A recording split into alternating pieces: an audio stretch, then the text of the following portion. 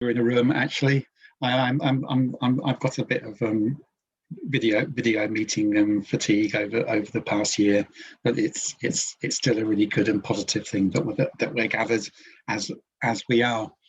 I'm the commissioning manager for dementia in Leeds. Not many places have a commissioner in health and social care who just does dementia. It's usually part of an older people's portfolio or a mental health portfolio. So I'm really lucky just to get to do dementia. And although I'm on the agenda as an NHS Commissioner, I actually work for Leeds City Council, and it's a joint commissioning role. I've been doing the job nearly 10 years. It'll be 10 years in December since I came into post, and it is nearly Christmas, so that's not far off from my 10th anniversary. And even when I came into post, it strikes me how much there was already going on around people living with dementia and creative arts and opportunities and culture in Leeds.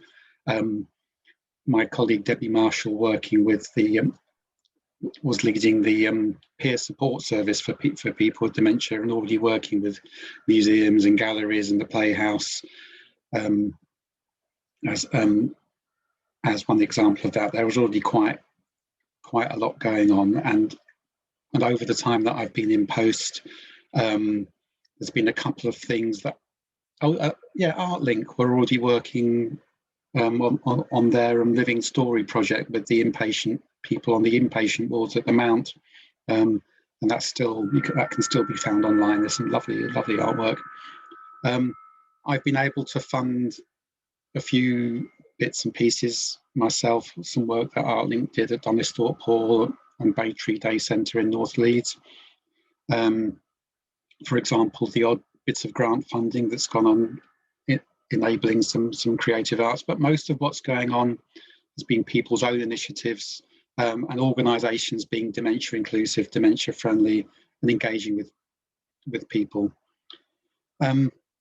Creative arts and well-being these days is often talked about around social prescribing, and there is money coming from the NHS into social prescribing, so it definitely is an opportunity. People living with long-term conditions, including dementia, could be physical health, could be mental health, it's often both, often travelling together. Social prescribing we tend to think of as something that happens maybe in the early stages to keep people well, and I do think that is really important for people living with dementia. I also do want to include the real needs that people have as dementia progresses further, as it becomes more and more severe. We can lose our usual ways of communicating and expressing ourselves, and the ways that we cope with life's ups and downs and feelings, and creative arts becomes, well, it already is. It's not just the cherry on the top of life. It's part of our lives and what and our basic needs, I think.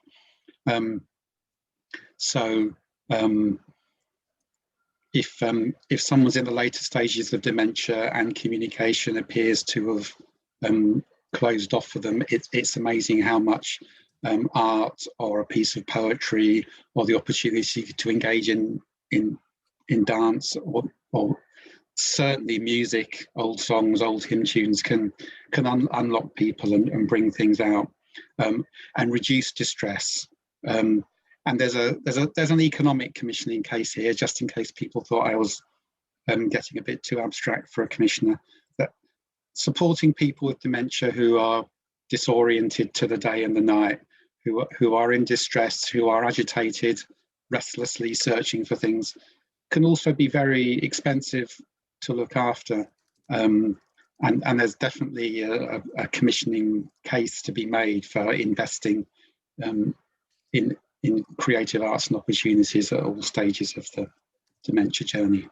So and that's why we've included arts and creativity as a building block in our dementia strategy, so people can hopefully see behind me. I've got our Leeds Dementia Strategy plan on a page, and I can't see myself at the moment, so I can't remember which side of it I am, and I think it's a mirror.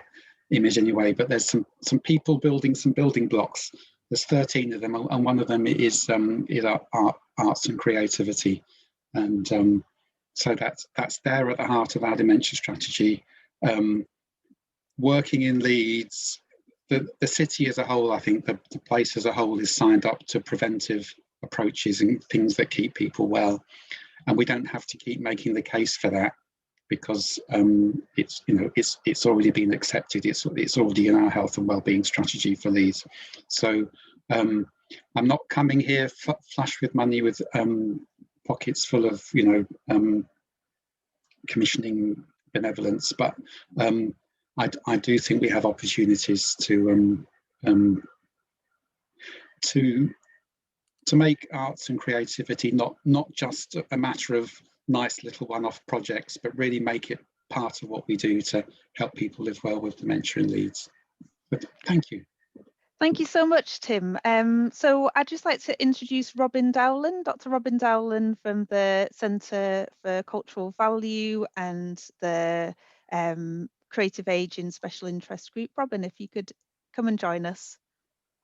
Yeah, thank you for having me. I'm just going to share my screen and give you a little overview of the different hats that I wear.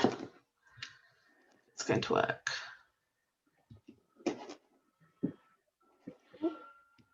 I'm not sure whether that's working because my screen has gone blank. That's annoying. I'll start talking because I have only got 5 minutes. But as Geraldine said, I wear 2 hats.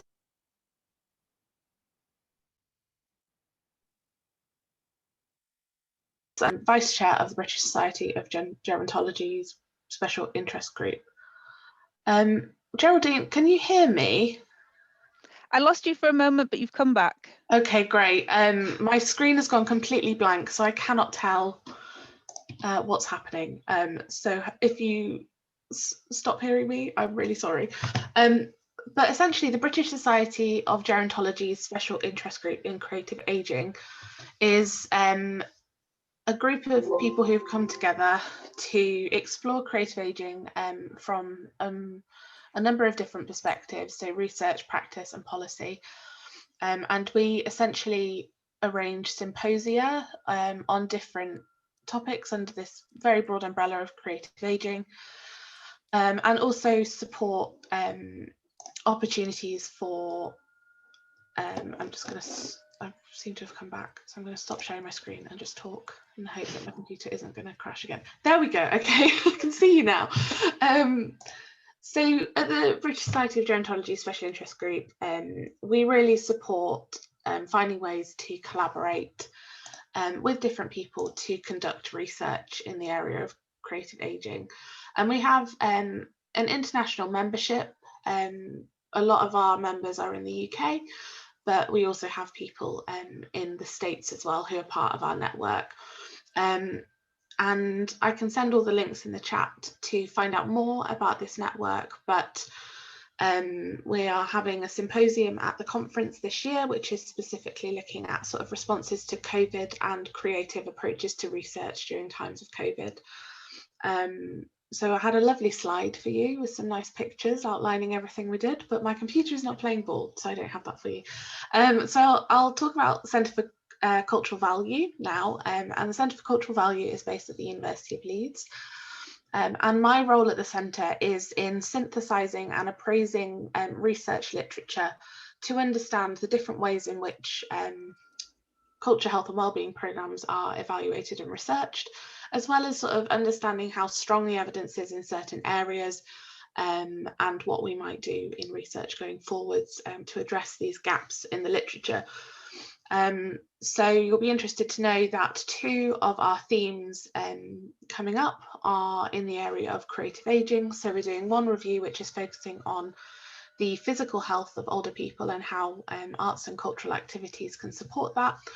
And then the other is looking at cultural participation in older people, with a specific focus on kind of community and cohesion, social isolation, well-being. And the great thing is that you can be involved in shaping that research review, because we're going to be launching a survey in the next couple of weeks to help us identify the priorities from the sector and from researchers that we can focus on in the review, because little old me is the only one looking at the literature, and so it's really helpful to know what people's priorities are so that we can really focus in on certain areas in the literature and make a case for different things. So I'll post a link to the Centre for Cultural Values website in the chat, and I'll just highlight a couple of things that may be really useful. So we have a resources section where we're developing a number of resources that are kind of covering key areas of cultural value. So we have research digests, which come out of the research reviews that I do, which present the research in a really kind of clear and concise way so that we can have an idea of what's out there and where there's sort of future research needed. And at the moment we have 2 digests published. One is on arts on prescription, cultural and referral programmes, and the other is the use of cultural programmes in the training and development of healthcare students, and that one went live a couple of days ago, so that's hot off the press. And then we'll be having one on young people's mental health, and then the research reviews in creative ageing later in the year. Other things to point you in the direction to on that section is our sort of how-to guides. So we've got how-to guides which focus on how to develop research questions, how to develop partnerships with academics and things like that. And we're launching a podcast next week, so I've been incredibly busy this year. So that will be coming out later next week, and we're focusing on looking at these kind of big questions in relation to culture, health and well-being. And so I've been working so hard on it, so I'm so excited for it to go out into the world. And then finally, just to note, I'm also the blog editor for the Arts and Health Early Career Research Network. And Geraldine has written some fantastic blogs on the website, and I am up for anyone who is interested in writing about their creative ageing research practice within that blog. So if you're interested, I'll also drop my email in the chat so that you can get in touch if you want. But I will leave it there. I'm sorry for my technical malfunctioning. Thank you so much, Robyn. I forgot to mention that Robyn actually stepped in at the last minute because Dr. Emily Bradfield was going to present on these issues, so she wasn't able to do that as of last night. So thank you so much, Robyn, and yeah, don't worry about the technical issues. So my name's Geraldine Montgomery. I'm the project officer for Leeds Arts, Health and Wellbeing Network, and the reason why we convened this forum is just interest across arts and health from our members in finding ways to get together and to talk in real time about what's going on, what opportunities there might be, and what challenges we can overcome from working together. There's some really interesting work happening with the Creative Ageing Development Agency that is being led by Dr. Virginia Tandy in Manchester, the Arts in Care Homes initiative, which is nationwide, being led by Alison Tader, and also new work coming out of the Bearing Foundation. So they've just concluded 10 years of work around the field of arts and older people, but they've recently done some work around creative wellbeing and diversity, which includes Dr. Errol Francis's work in care homes with working with people with diverse and different cultures. So really interesting practice happening nationally that we're hoping to take forwards. The National Activity Providers Year of Moving and Grooving is hopefully happening. So with that in mind, we've invited some people working around the field of dance and performance Ensemble, Yorkshire Dance and Leeds Playhouse to speak to us about some of their recent, current and future work. But before we ask for them to do that, I was wanting us all to enter breakout rooms, get to know each other in the meeting, and to just think about why we're here. And after we've had a chance just to take a couple of minutes to say hello to somebody, we've set up a Mentimeter, which allows us to make a little word cloud of why we're all here together, and that will hopefully give us a bit of a shared understanding of what this meeting is about and what we want from it. So Chris, if you could set up those breakout rooms and stick us in groups of 2 or 3, and then we can have a catch up over the next few minutes. Thank you.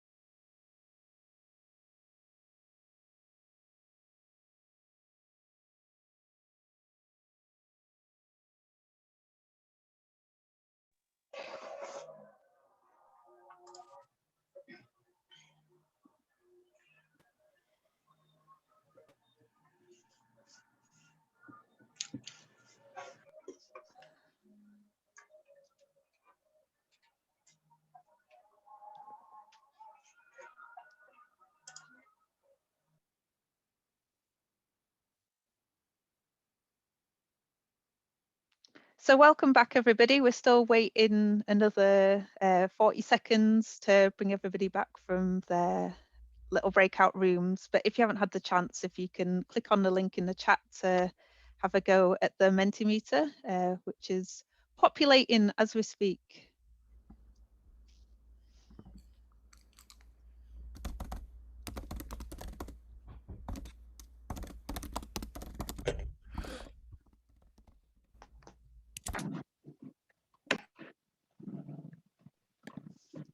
Yeah. Hi everybody, so welcome back from the breakout rooms. If you're not on mute, if you could get back on mute, unless you're AD, because AD is due to be speaking next. And just if you look at the screen, you'll be able to see our Mentimeter filling up. So if you haven't already clicked on the link in the chat, if you could have a go and just think about any of the words that come to mind to do with creative aging for you and your practice.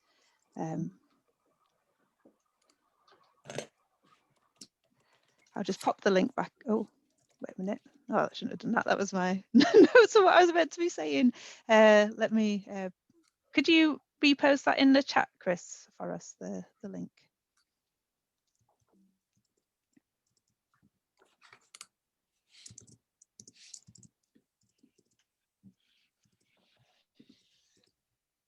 Does it correct our spelling for us, Geraldine, do you think? It'll probably be an outlier if your spelling's pretty crazy, but you can have as many rounds as you like. You could just keep clicking in and popping in your thoughts until you've got them all out of your system. Thanks, Chris.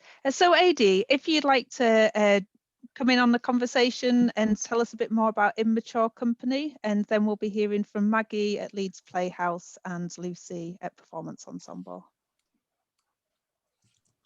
Hello everyone, thank you, Geraldine. I've got a couple of slides. I know that it's a sort of super quick whistle stop tour of Immature Company, but yeah, just a really, really lovely opportunity to tell you a little bit more about it. So Immature Company is a project that we deliver at Yorkshire Dance, exploring dance and creative sessions in residential care homes across Leeds. So the project is funded through Time to Shine and Leeds Older People's Forum. And big up to Hilary and the team, they're absolutely fantastic and such great funders.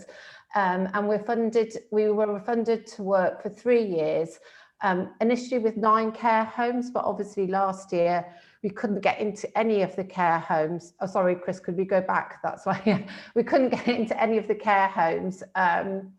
So we've actually worked in 6 care homes across Leeds, delivering weekly sessions for 20 weeks, which really gives the artists and team a real opportunity to build relationships with the staff and residents. So very lucky to be funded for such a vast sort of amount of time. The artistic team is 2 dance artists and a musician, and the musicians have a great array of instruments, including a double bass. So what would you not expect to see in a care home? A double bass. Loads of percussion instruments and instruments from around the world, which are, yeah, really interesting, not your tinny triangles and, yeah, all those kinds of instruments, but lovely, rich and warm instruments. The program it takes place with groups, so we really work with the care homes to work out what size the groups work best. So in one care home it could be like a group of 6 people and then another group of another 6. We also provide one-to-ones where the dance artists will go into people that may be frailer or nearer their end of life and maybe play some music, and if appropriate, maybe just hold hands, do a little bit of movement. Really, it's taking a very person-centered approach, working with the care homes to deliver sessions that work best for them and their residents. So we've worked with approximately 300 care home residents. So over the last 2 years, yeah, 150 a year. So yeah, a good, really, really good number of residents.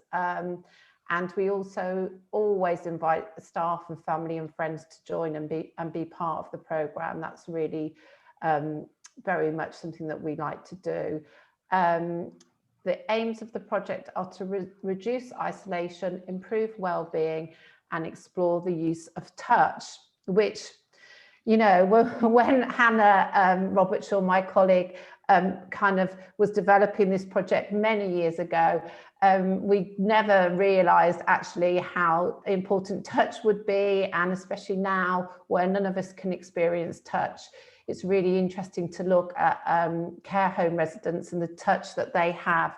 The functional touch from obviously care staff, but how we can connect people through touch, especially people who are maybe a bit further on their journey in dementia, who maybe are non-verbal. Touch is really used quite a lot by the artist to help them engage. We use dementia care mapping as an evaluation tool, and one of my colleagues, Lauren Clark, is here. We trained 2 dementia care mappers to be part of the programme, and using dementia care mapping as an evaluation tool for a creative programme is something very new and revolutionary, I would say. Dementia care mapping is normally used within care to evaluate the care that residents are given. And the findings so far have been really positive, that well-being increases when the creative sessions are taking place. We've got a really very detailed report about our dementia care mapping findings that we'd be really, really happy to share with you. And the mappers and the artists work together to look at the reports and really look at what's happened in the session. So if there's a peak in well-being, what the artists will do, they'll look to see, well, what actually was happening when there was that peak in well-being. And actually it could have been where everyone was holding hands and singing. There was a time when it was someone's birthday and the birthday cake came in, and it's, you know, just looking at those moments that really help the artist reflect and plan and embed that learning in their delivery of the programme. So what do some of the care homes say about the programme? They say it stimulates connections, and one of the feedback comments from a care home was that dance is helping the residents to socialise in a different way. It also gives the visitors a chance to have some fun, and sometimes the staff have a jiggle too. They also comment about how it improves care home residents' mood, with saying they just smile, they smile through the session, it's worth its weight in gold. And also about how the environments change when our creative teams are in care homes. So transforming passive environments with feedback that they're normally quite sleepy in the afternoon, and it's so nice to see them moving. We have the television on a lot, so it's good to switch it off and do something a bit different. So what next? So we're still pretty unsure about what's going to happen when we can get back into care homes and start delivering again. Last summer we did some outdoor sessions, which actually worked really, really well. We've also been trialling some Zoom sessions with Leeds City Council, with their day service and a couple of their care homes, where they all zoomed in, which presented quite some challenges, but also had really positive feedback about that. We're hoping to get in and actually be working in care homes, but yeah, watch this space really, but we're very committed to staff training and making sure that our programme is really embedded and sustainable within care homes. We've created a podcast reflecting at our work so far called Dance and Dementia. It's available on, if you like to listen, it's on our website. It includes discussions with the artists, with some activity coordinators and a husband of a woman who's living with dementia. Really very interesting to hear, especially with it was made when during COVID. So yeah, it just really captures a lot of thoughts about the project and the time that we're in now. Aidy, we're going to have to let Maggie have a chat as well, but we'll provide lots of links to this work, so don't worry if anybody wants to hear more. There's lots of more stuff coming up. So yeah, that's and my details will be in the chat. And if you'd like to know more about dementia care mapping as an evaluation tool, or the work we're doing, it'd be really, really lovely to sort of meet up and talk further. So thank you so much, Geraldine. Thank you. Thanks. So Maggie's just going to tell us a little bit about her current intergenerational work with Reasons to be Hopeful and the wider Leeds Playhouse work at the moment. Good morning, everybody. I hope you're all really well. Thank you so much for that, AD. I'm also going to try and share my screen, which I feel like will already take up a minute of my time, but that's okay. Let's just get that up. There we go.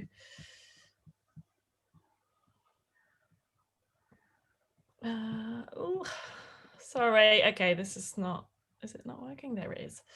Excellent. So good morning, everybody. I'm Maggie and I'm from the Leeds Playhouse. I am the Older People's Programme Manager there. And I do lots of different work with older people, but I'm here to talk to you a little bit about Reasons to be Hopeful, which is our new intergenerational project that we have done in response to lockdown 3. This project was designed and set up in about 4 weeks' time. It is the biggest project I've ever set up in such a short amount of time. What this project is that we've brought together 100 strangers from 2 generations. So we have 50 older people and 50 younger people. It's probably not that clean split as I'm saying it now, but it's about 50-50. So we are working with a group of 16 to 25-year-olds and a group of over 50. We identified those ages because there's been research done surrounding people that have felt most lonely during or isolated during COVID. So there's a lot of research done, and those age groups have been severely affected by feeling more isolated and lonely, have actually had an increased sense of loneliness. So that research has informed our choice to work with those 2 age groups. The project is really for 100 strangers to come together to talk about if there are still reasons to be hopeful, what those reasons are, and what have made us hopeful. So we've recruited 5 local artists and 5 artists from our core Playhouse team. So we have 10 local artists that facilitate a creative program. We do weekly workshops for the next 10 weeks. These workshops happen over Zoom. They happen over the post. We've got a creative letter writing program. We have email programs. We have one-on-one sessions between artists. We are delivering some sessions over WeChat, which is the Chinese version of WhatsApp, because some of the participants from the Chinese community can't use Zoom, but they can use WeChat. So we've really taken all these different platforms in mind that people might want to engage with. It was really important to me that people can access it even if they don't have an internet connection. So yeah, there's lots of different things. We're really grateful to have the moral support of the Leeds Older People's Forum, from Touchstone, Leeds Arts and Wellbeing Network, and just their support in the recruitment. I really thought that we were going to work with lots of older people that we already know through Heydays. Actually, there's a lot of new people. I think actually the majority, I haven't quite said yet, but I think about 90% of the participants that we're working with are new, which is super exciting. These are some pictures of our lovely artists that we're working with. The creative sessions really range from drawing and painting, drawing intergenerational portraits over Zoom. We've got songwriting, which is with an artist called Manuka, who is working together with some participants from the Reasons to be Hopeful project and the Touchstone Dementia Cafe. and they're going to write a bilingual song about reasons to be hopeful, which is absolutely amazing. Those sessions are one of the highlights of my week. I think Ripple is on this call, and they're a bit crazy because there's all these languages happening, and there's music, and there's all these sounds, but it is amazing. Yeah, so this is a bit of an example, a taste of the work that we're doing. We're just in week 3, so we're running. We've done 2 weeks now.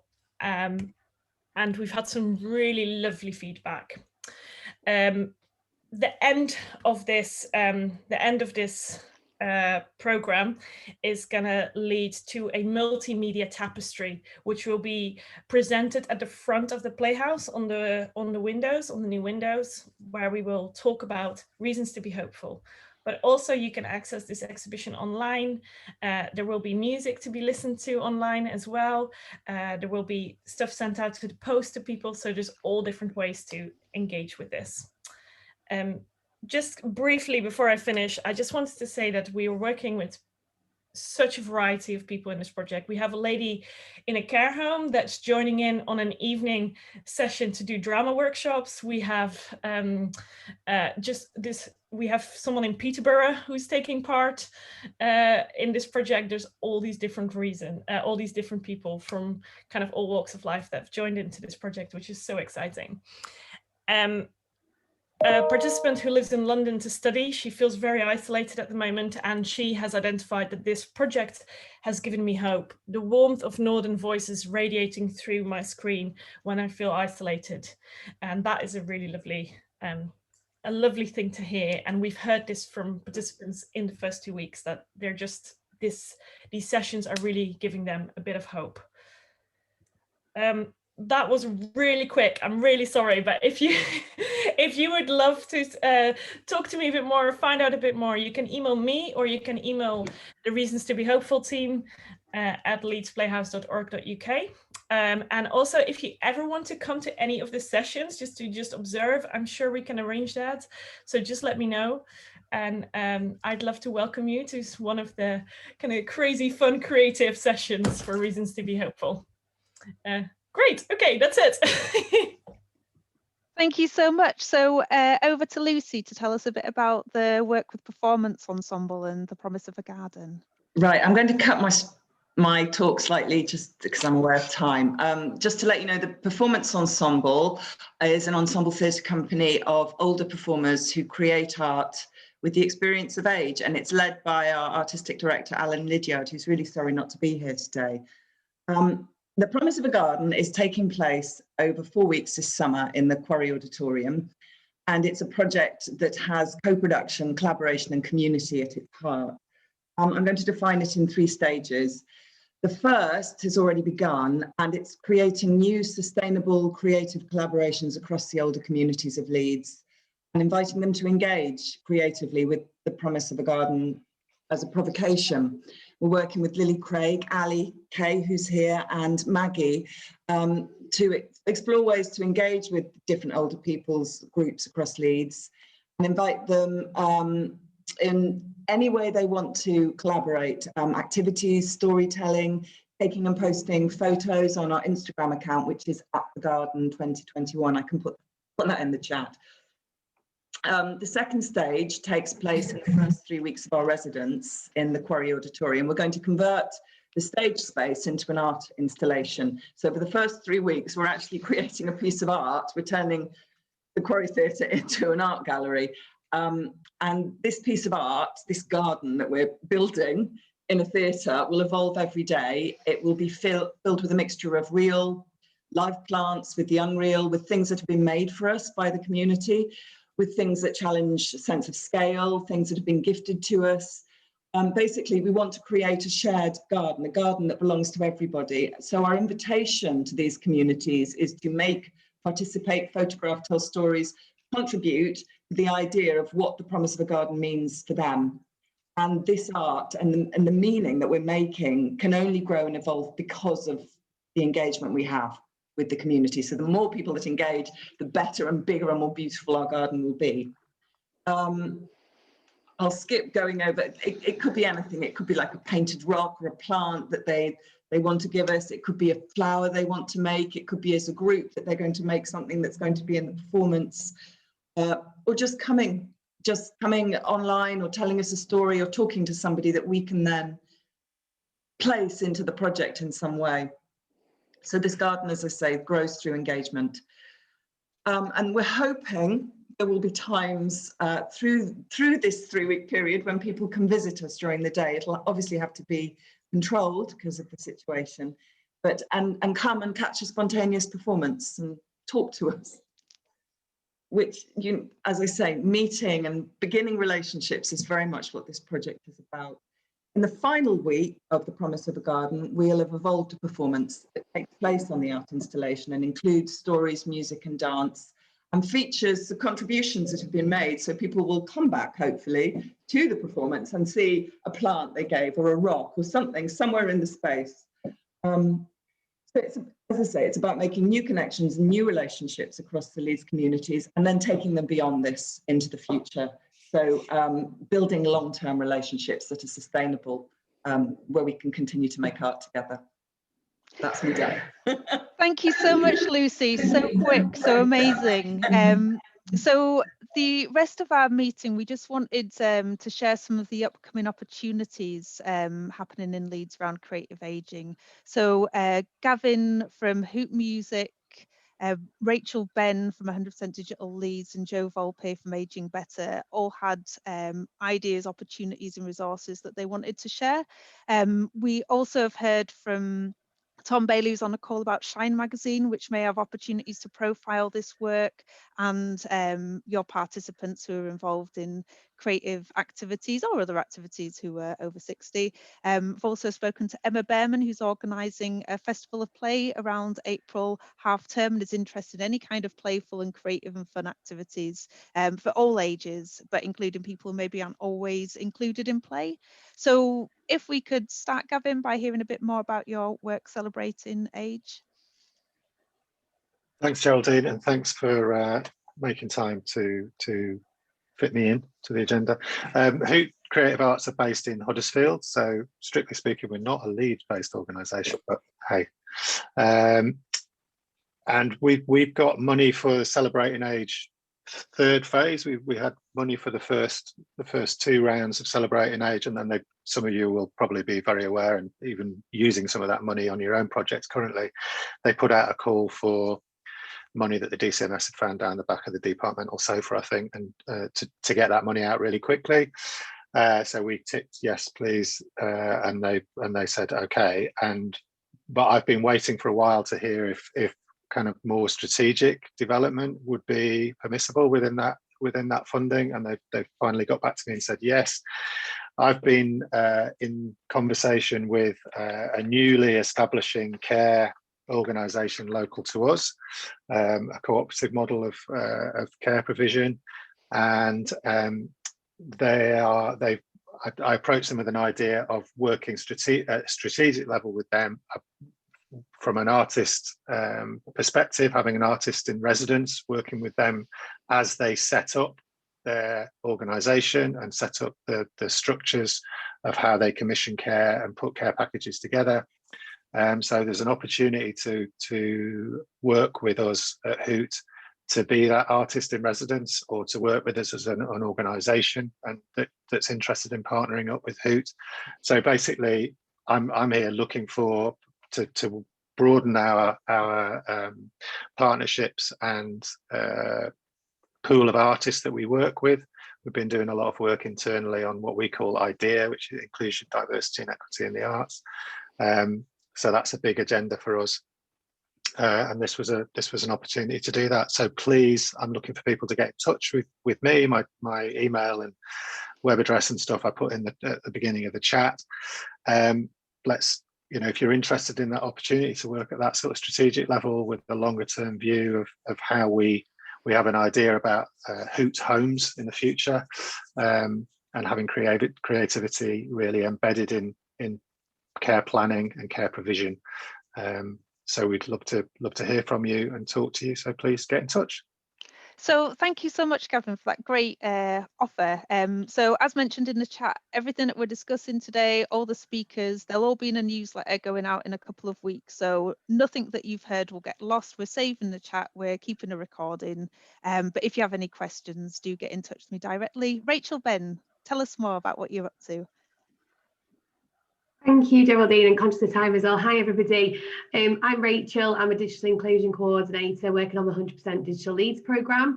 So we work right across the city with organisations and groups to support you to improve digital inclusion for your service users. Obviously extremely passionate about this topic and theme. We partnered with Geraldine and Leeds Arts, Health and Wellbeing Network in January. After kind of really, obviously, the pandemic has really highlighted the digital divide, and you might have found that obviously yourselves adapting services to offering digital sessions, just the high number of people that might be excluded and unable to access those services, activities, arts and culture resources as well. So our kind of passion is very much working with yourselves, offering our support so that obviously more of your service users, more people across the city can access and improve access to arts participation online.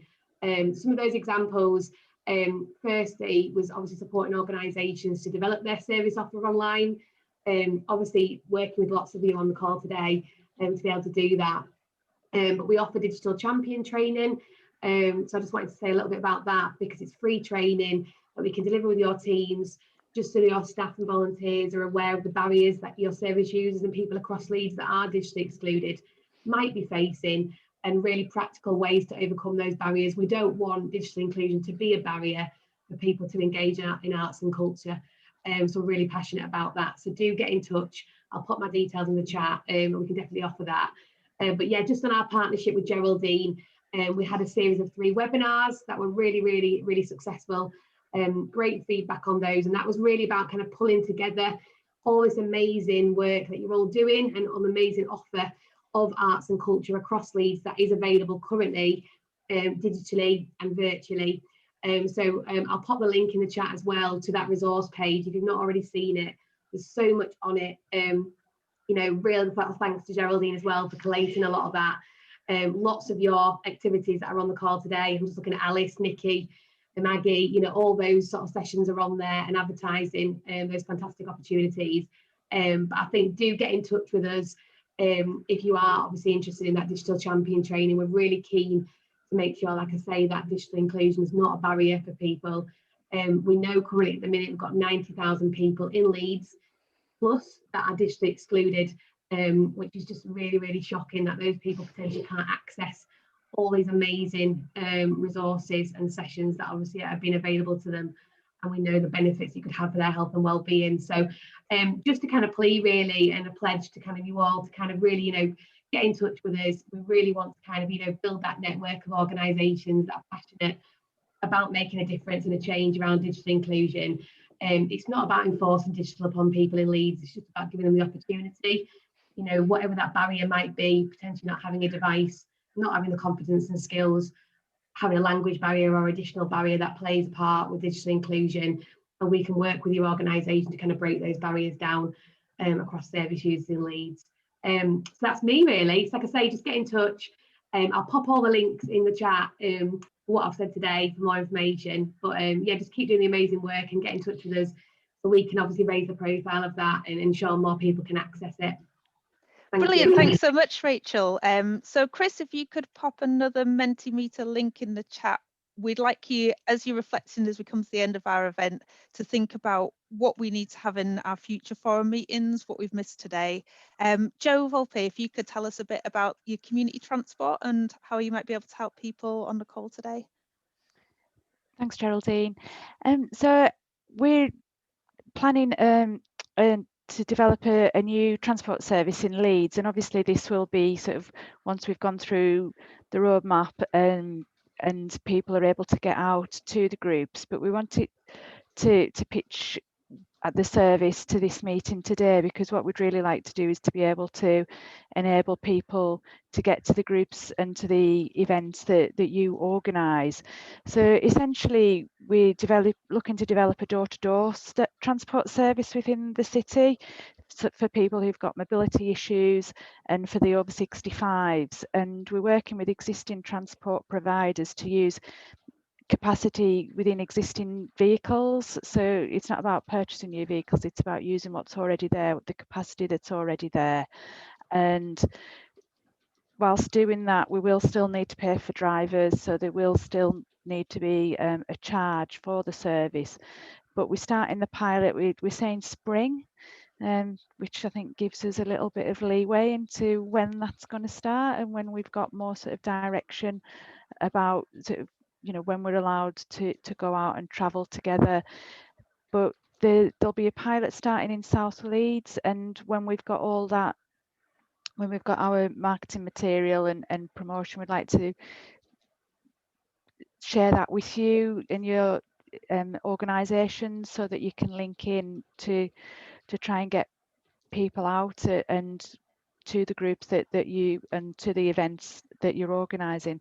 And really what we've started to develop this service because we know that people do find it really difficult to travel around and between communities in Leeds.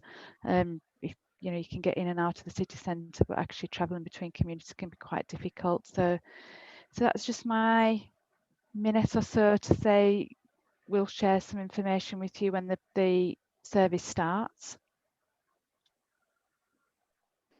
No, that's great, Jo. Thank you so much. I know that it is something that's come up so much in our conversations about transport, getting around Leeds, public transport, people with additional needs, exclusion due to the inaccessibility of different parts of the city. So thank you so much for that offer. It is so needed and so important as we are desperate to get back into places where we can be physically together.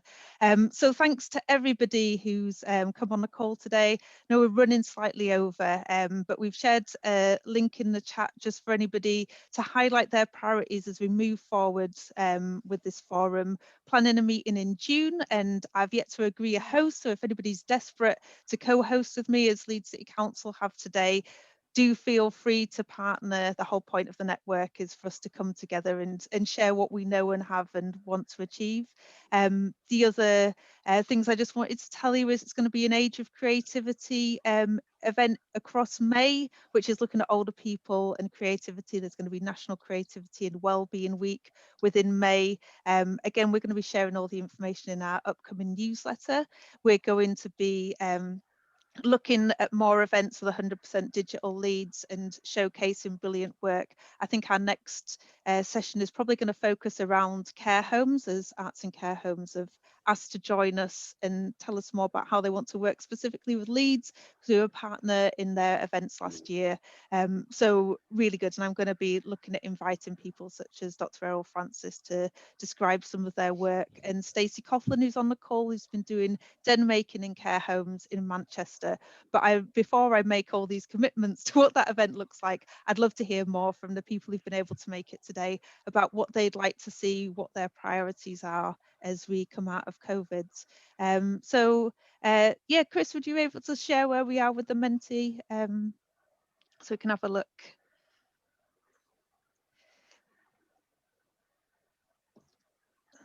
So it looks like lots and lots of bringing people in to participate and be included and to co-design and to work together. So I think we've all got similar priorities because I'm seeing a lot of similar interests in inclusion.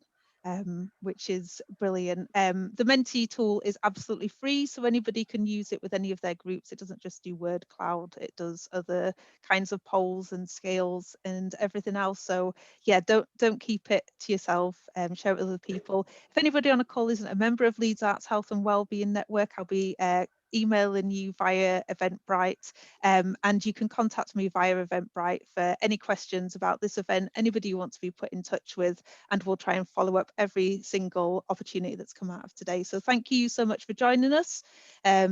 that's the end of our event as it was scheduled, but if anybody wants to stay on the call to have a question or anything else, I'm happy to stay on for 10 minutes to say hello. So thank you so much for all of our speakers, everybody who attended, and everybody who's used the chat and come into the breakout rooms and shared their thoughts with us today. Thank you, Geraldine, that's fantastic. Thank you. Thank you. I can't believe we've got